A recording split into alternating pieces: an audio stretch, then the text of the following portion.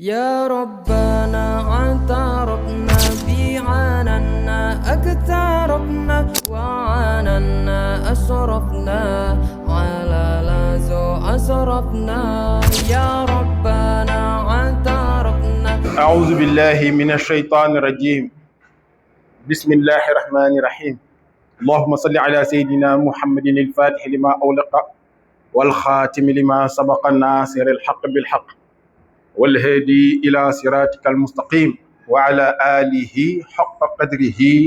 ومقداره العظيم. السلام عليكم ورحمة الله تعالى وبركاته. mbokk yi ñëwaat nañ ubbi suñu téere keroog bi ñuy daaneel jàng nañu laltaay bi nga xamante ni moom la ki nga xamante ni moo def téere bi di Nuuru Siraaj ci français muy le professeur Ahmed Abdallah Sukayric di sët ci Mawlana Cheikh Ahmed Sukayric radiallahu taala anhu defoon mu diggoon ñu ni bu ñu ñëwaatee dañuy jàng ana kan mooy Cheikh Ahmed Sukayric radiallahu taala anhu. Ok mu ne ñu juddoom sa naissance, il est né en mi-Rabi Sani 1295 Hijriya, avril 1878 à Fès, où il a grandi au sein d'une famille noble et vertueuse, connue pour les œuvres valeureuses de ses membres et pour ses innombrables mérites. Cette famille a en effet donné naissance à une élite d'érudits, de lettrés et de célèbres historiens. On peut en citer à titre d'exemple le poète et secrétaire particulier du roi Mohammed III, Sidi Mohammed Ben Taïb Sukayric, l'historien et légiste Abdussalam Ben Ahmed Sukayric, qui est l'auteur du célèbre livre Nuzhat al-Iqwan. On peut en citer également l'ingénieur et ministre Zubayr Ben Abdul Wahab Sukayric. ci gàttal parti bi mooy juddoom mu ne mi ngi juddoo lii di ci weeru jullit bi xaaju rabi seeni laa wax sànq sax mais mooy rabi ñaar ci weer bi atum 1295 tombeek boo demee ci calendrier tubaab bi ci weeru avril 1878 ca Fès. Muy lu am solo foofu la juddoo mu ne foofu la màggee ci njabootu ñu nga xamante ni ñu am maanaa ci wàllum diine l'islam. am na nag ñu mu ci tudd ñoo xamante ni amoon nañ place bu baax a baax ci nguur gi, ñu mel ni kii di Taïb Sukayric ak keneen koo xamante ni maam wàllum histoire di Abdussalam Ben Ahmed Sukayric, wala ki nga xamante ni nekkoon na sax ministre ingénieur. nga gis ni ñoom ñëpp ci njaboot gi ay wayjuuram ay borom xam-xam lañu, ku mel ni Cheikh Zubayr Ben Abdul Wahab Sukayric. loolu mooy wàllum juddoom. Ok, njàngam, ses études sous l'œil attentif de son père Haj Ayasi Ben Abdurrahman Sukayric, notre homme l'auteur a suivi à Fès toutes les phases de ses études et de son apprentissage. En effet, son père avait décelé chez lui depuis son jeune âge une noblesse, une détermination à atteindre les plus hauts degrés de la perfection, une intelligence et une étonnante clairvoyance. Il avait alors encadré et bien orienté. mu ne ci tënk wayjuuram topp na ko bu baax, téye na ko bu baax. ndax lan? ndax xarañteef ak xel bu rafet ak bëgg-bëgg ak pas-pas bi nga xamante ne gis na ko ci doomam, nga xam ni kon téye na ko teg ko ci yoon ba nga xamante ni loolu mu gis ci intelligence boo xamante daf koy yéeme daf leen a yéeme, ak xel bu bu rafet boo xamante ni gisoon nañ ko ci moom, mu encadré ko. mu ne c'est ainsi que notre homme a réussi à apprendre et à maîtriser l'ensemble des sciences et des disciplines enseignées à la prestigieuse université Kharawiyin de Fès. Il est devenu spécialiste en jurisprudence, grammaire arabe, langue, conduite prophétique, hadith, soufisme, lettres, mathématiques et poésie. nga gis ni kon borom téere bi ci français mu naan ñu ci jàppale boobu nga xamante ni waajuram jàppale na ko ci nga gisee ni foofu la nekkee punkal borom xam-xam ci université bu siiw boobu nekk Fès di université Xarawiyyin foofu la defee jàngam ba motal mu nekk mujj gi koo xamante ni ku xarañ la ci wàllum fiqh waaw waaye itam ci lii di grammaire arabe nekkoon na ci ku ci taxaw ci wàllum langue yi ak ci wàllum njàngale yonent bi alayhi salaatu wassalaam muy ci wàllum sunna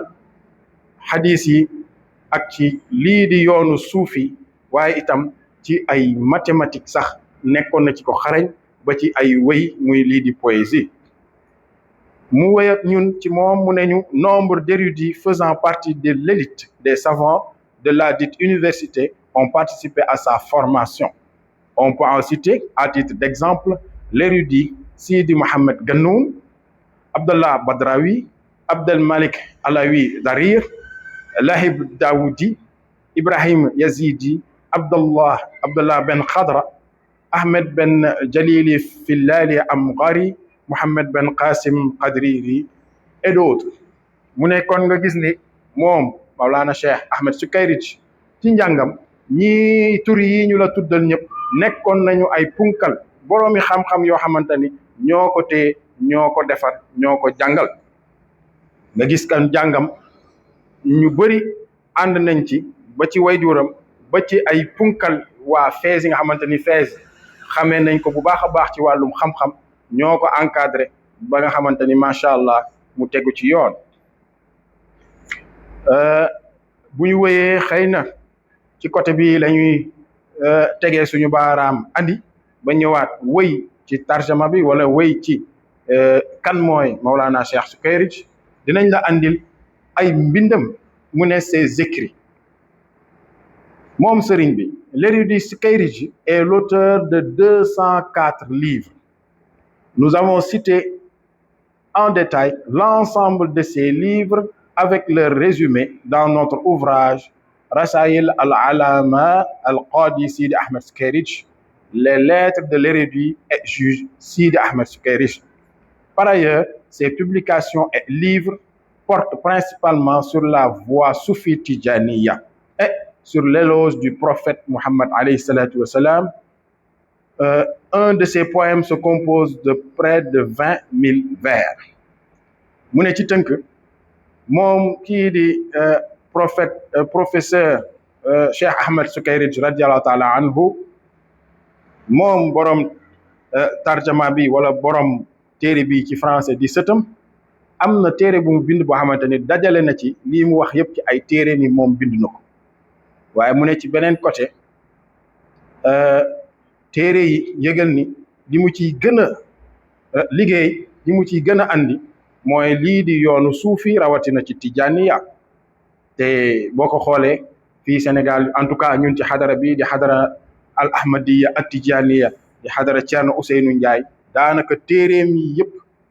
ci tarixa bi moom mu ngi fii ci maktabu sëriñ bi li mu liggéey ci tarixa bi ci ay téere kenn xamul nu mu toll mu ne sur l'éloge du prophète alayhi salatu wasalaam itam def na ci ay mbind mooy ay tagg ak ay wëy yoo xamante ni ci yonent bi alayhi salatu wasalaam la ko def waaw ci gàttal rek andil nañu ci biir téere bi yenn ci ay titre téere yoo xamante ni moom Mawlana Cheikh Ahmed Sukayrij bind na ko lu mel ni ki kashful hijab xam nañ ko bu baax la levée des rideaux levée des voiles mooy rafku niqab boobu tamit xam nañ ko la planète enflammée commentaire détaillé sur le livre la perle de la couronne du légiste Abdul Karim Banis boobu tamit téere la l'approvisionnement pour le monde de l'au-delà. Il s'agit de près de 70 poèmes dépassant les 2000 vers louant le prophète Mohammed alayhi salatu wassalam boobu tamit téere la transformation du poème Hamziya de l'imam Bouchayri naa dafa jël l'imam Bouchayri lii di Hamziya boobu mooy burda defaat ko ci ay wëy le conseil soulageant poème de 3042 vers portant sur la sagesse et la science loolu tamit téere la l'ordre pur en vue de dégager les grandes particularités du prophète Muhammad alayhi salatu wassalam yooyu tamit ay wëy la ay poème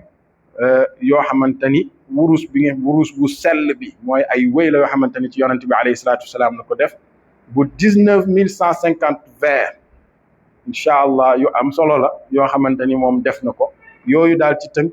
limal nañu ko ci ay téere yoo xamante ni mën na ñëw ci tarjuma bi kon ci xam dara ci suñu sëriñ bi nga xamante ni moom lañ nar a jàng téere ñetti point ñëw na tey muy juddoom njàngam ak la nga xamante ni bind na ko ci ay téere bu ñu ñëwaatee wéy mu dese ñu ñeenti point yoo xamante ni mën nañ ko ci andi ci dundinu wala boog ci xam kii di Mawlana Cheikh Ahmed Sukayri radiyallahu taala anhu kon mbokk yi loolu bu tey nañ ko doyloo bu ñu ñëwaatee wéy